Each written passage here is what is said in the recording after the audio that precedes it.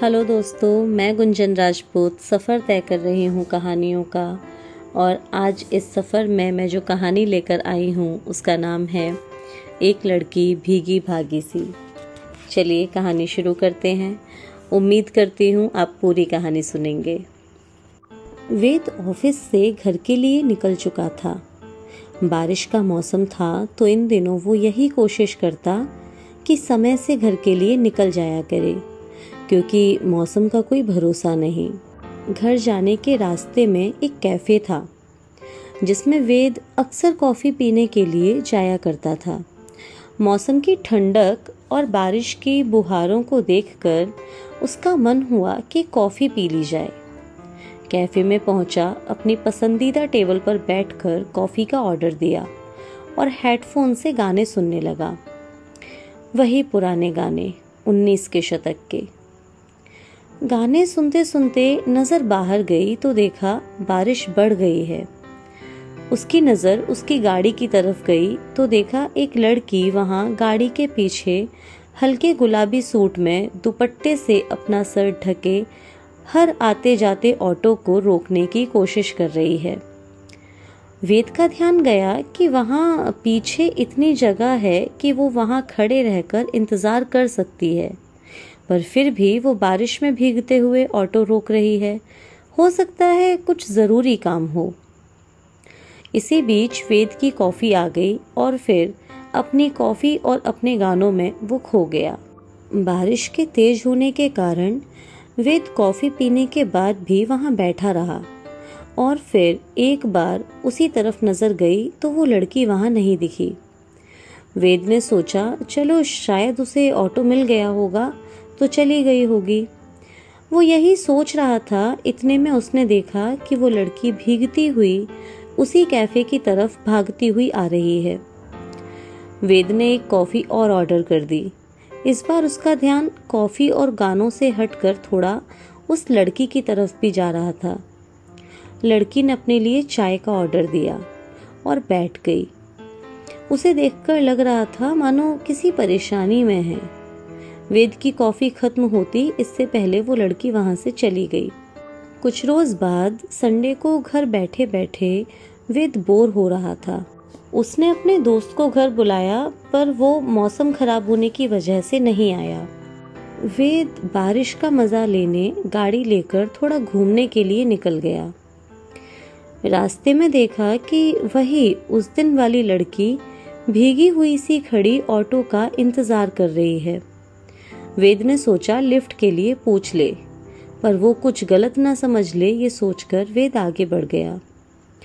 अगले दिन ऑफिस में वेद को इंटरव्यू लेने थे अपनी पर्सनल सेक्रेटरी के लिए, तो सुबह जल्दी घर से निकल गया।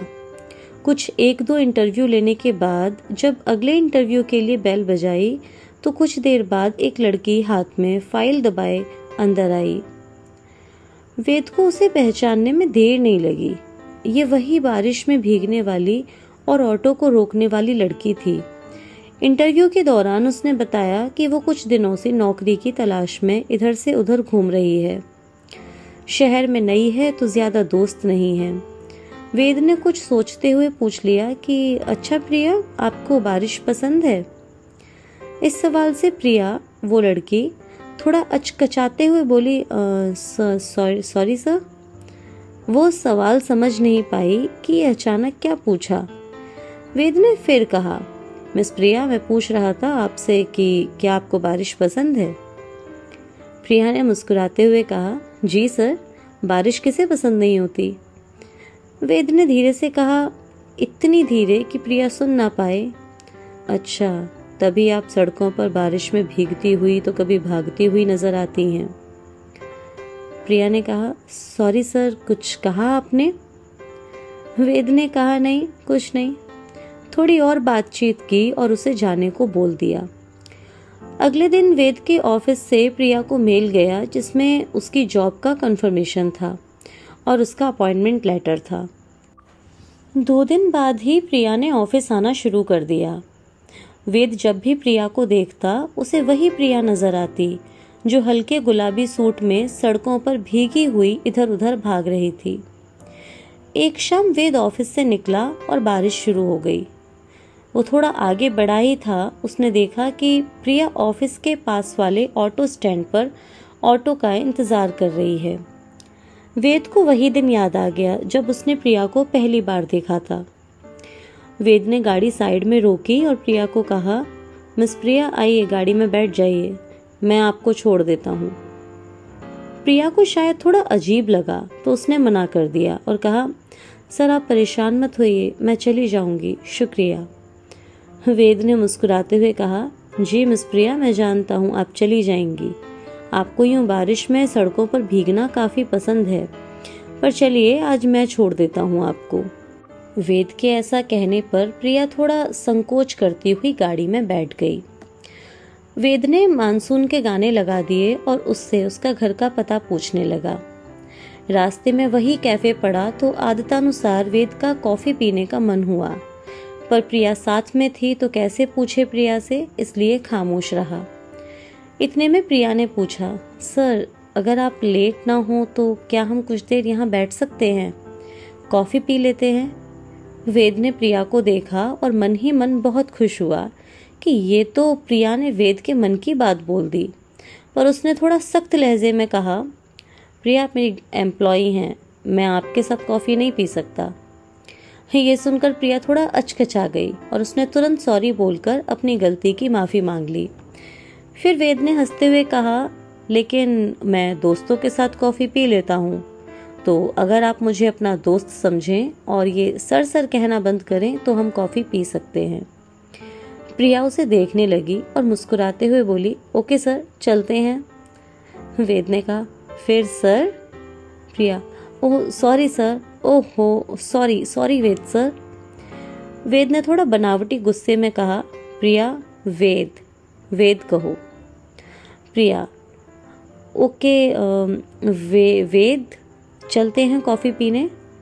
दोनों कैफे में गए और वेद ने प्रिया को उसी टेबल की तरफ चलने का इशारा किया और वहां जाकर बैठ गए। वहां बैठने के बाद प्रिया ने पूछा, वेद क्या इस टेबल में कुछ खासियत है, आप हमेशा यहीं बैठते हैं? प्रिया की बात सुनकर वेद ने थोड़ा सवालिया नज़रों से प्रिया को देखते हुए कहा, तुम्हें कैसे पता मैं यहाँ बैठता हूँ? प्रिया ने बताया कि उसने वेद को वहाँ पहले भी देखा है। उसने बताया कि एक दिन बारिश में ऑटो का इंतज़ार करते करते थोड़ा थक गई थी तो चाय पीने आई थी, तब उसने वेद को यहाँ देखा था। उसकी बात सुनकर वेद ने कहा, और उस दिन तुमने हल्के गुलाबी रंग का सूट पहना हुआ था। प्रिया वेद को आश्चर्यचकित होकर देखती रही और मुस्कुराने लगी और हाँ में सिर हिलाया।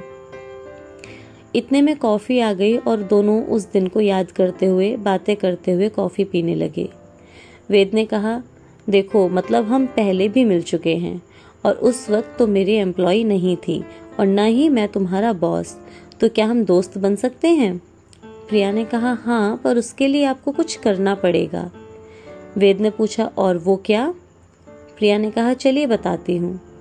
कैफे से निकले तो प्रिया ने कहा, आपको भी बारिश पसंद है ना, तो चलिए बारिश में भीगते हैं। वेद के पूछने पर कि कैसे, कहाँ, प्रिया ने कुछ दूर एक चाय की टपरी की तरफ इशारा किया और कहा, चलिए वहाँ चलकर चाय पीते हैं और गाड़ी से नहीं जाएंगे। वेद ने प्रिया की बात मान ली और दोनों बारिश में भीगते हुए चाय की टपरी की ओर चलने लगे। वेद ने प्रिया की तरफ देखा, वो बारिश में भीगती हुई बड़ी धुली धुली और बेहद खूबसूरत लग रही थी। आज उसके चेहरे पर वो परेशानी नहीं थी जो इससे पहले हमेशा वेद ने देखी थी। वेद उस भीगी भागी लड़की को देखते हुए पता नहीं किन ख्वाबों में खो गया और पता नहीं कब उस भीगी भागी लड़की का हाथ पकड़कर आगे का सफ़र करने लगा। दोस्तों, आज की कहानी इतनी ही। फिर मिलेंगे एक नई कहानी के साथ, तब तक के लिए अलविदा।